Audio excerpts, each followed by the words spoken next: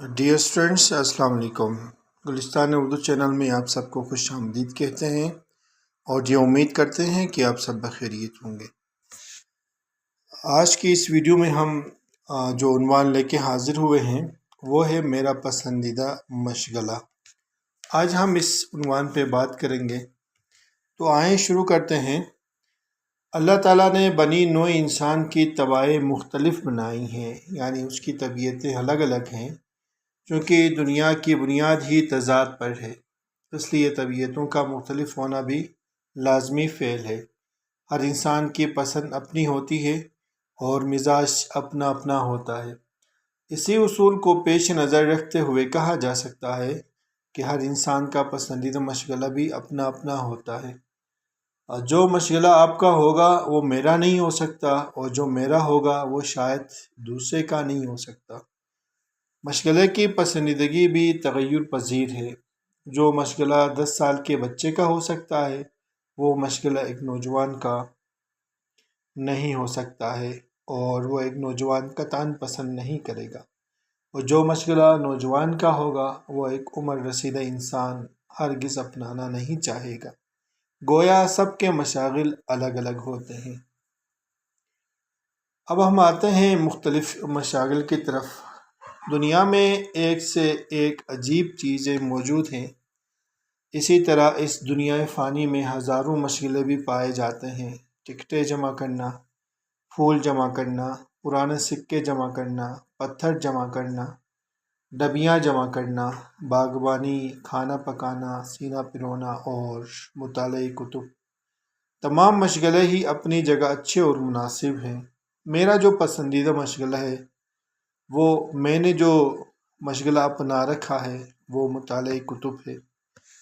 یہ بھی نہیں کہ مجھے باقی کسی چیز یا مشغلے سے رغبت ہی نہیں، ایسا ہرگز نہیں۔ میرے پاس لاتعداد قدیم ٹکٹیں ہیں۔ ملکہ وکٹوریہ کے عہد کی ایک ٹکٹ میرے پاس ہے جس کی قیمت 10,000 روپے سے اوپر پہنچ چکی ہے۔ پرانے سکے بھی بہت ہیں۔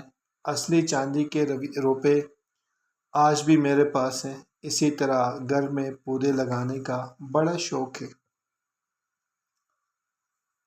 میرے گھر میں کئی قسم کے پھول ہیں، پھلدار پودے بھی لگا رکھے ہیں، مگر جو لطف میں نے مطالعہ کتب میں پایا ہے وہ دوسرے مشغلے میں نہیں ملا۔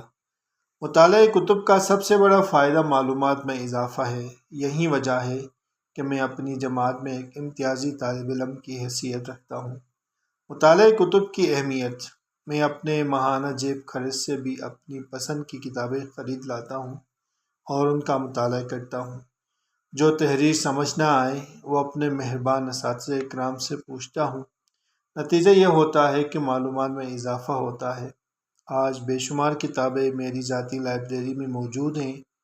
میں نے مفید اور اچھی کتابوں کی فہرست بنا رکھی ہے جس میں آئے روز اضافہ ہوتا رہتا ہے، اور جب بھی جیب اجازت دیتی ہے فہرست کی کوئی نہ کوئی کتاب خرید لاتا ہوں، اور جب تک اسے پڑھ نہیں لیتا چین نہیں پاتا۔ بعض کتب ایسی بھی ہیں جن کے مطالعے سے ہمیں اپنے اسلاف کے کارناموں کا علم ہوتا ہے۔ مطالعہ کتب کا سب سے بڑا فائدہ یہ ہے کہ ہمیں اپنے اسلاف کے سنہری کارناموں کا علم ہوتا ہے۔ اس دور کی معاشرت عیاں ہو کر سامنے آتی ہے۔ تہذیب و تمدن کا پتہ چلتا ہے۔ تاریخ اسلام کے مطالعے سے پتہ چلتا ہے کہ اسلام کیسے پھیلا۔ طلوع اسلام کے وقت وہ کون سا دکھ تھا جو قریش مکہ نے حضرت محمد صلی اللہ علیہ وسلم کو نہ دیا ہو۔ مکہ کیسے فتح ہوا، اور پھر حضور صلی اللہ علیہ وسلم پر نور نے کیسے عام معافی کا اعلان فرمایا، جس کا نتیجہ یہ ہوا کہ کفار مکہ دڑا دڑ مسلمان ہوتے گئے۔ ایسے ہی اردو ہماری قومی زبان ہے۔ اردو زبان کی تاریخ کا مطالعہ کرے تو کیسی کیسی معلومات افزا باتیں ملتی ہیں۔ اس سے معلوم ہوتا ہے کہ قومی زبان کس طرح معرض وجود میں آئی۔ مطالعہ کتب میں کتاب کو صاف ستھرا رکھنے کی کوشش کی جاتی ہے۔ یہی صفائی انسان اپنی ذات کے لیے اپنانے کا عادی ہو جاتا ہے۔ ایک صفائی پسند انسان اپنے ماحول اور گھر بار کو صاف کرنے کی کوشش کرتا ہے۔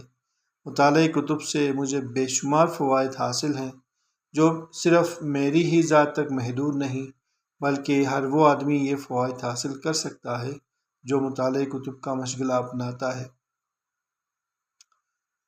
فضول کاموں میں وقت نہیں گزارتا اور ادھر ادھر وقت ضائع کرنے کی بجائے مفید کاموں میں مصروف رہتا ہے۔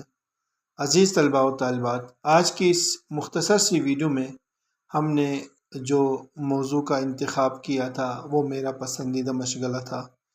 تو میرا پسندیدہ مشغلہ مطالعہ کتب تھا، اس پہ ہم نے بات کی۔ امید کرتے ہیں کہ آپ کو یہ ویڈیو ضرور پسند آئے گی۔ اسی طرح کی دیگر ویڈیو سے استفادہ کرنے کے لیے آپ ہمارے ساتھ رہیے۔ خاص طور پہ گلستان اردو چینل کو سبسکرائب کریں۔ اسی طرح کی دیگر ویڈیو سے استفادہ کرنے کے لیے آپ ہمارے ساتھ رہیے۔ ملتے ہیں ایک نئی ویڈیو کے ساتھ، تب تک کے لیے اجازت چاہتا ہوں۔ اللہ نگہبان، اپنا ڈھیر سارا خیال رکھیے۔ اللہ حافظ۔